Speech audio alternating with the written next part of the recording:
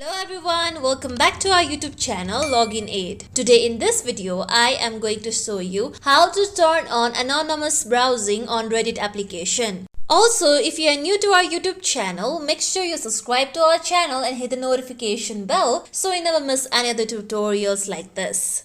Reddit is a network of community where you can see as well as post contents of your interest. Anonymous browsing can be used when you want to browse Reddit mobile app without associating your Reddit activities. To turn on anonymous browsing on Reddit application, first open your Reddit application on your mobile phone. Make sure that you are logged into your account. Then you'll be taken to home page. Now tap on profile picture or avatar at top right corner.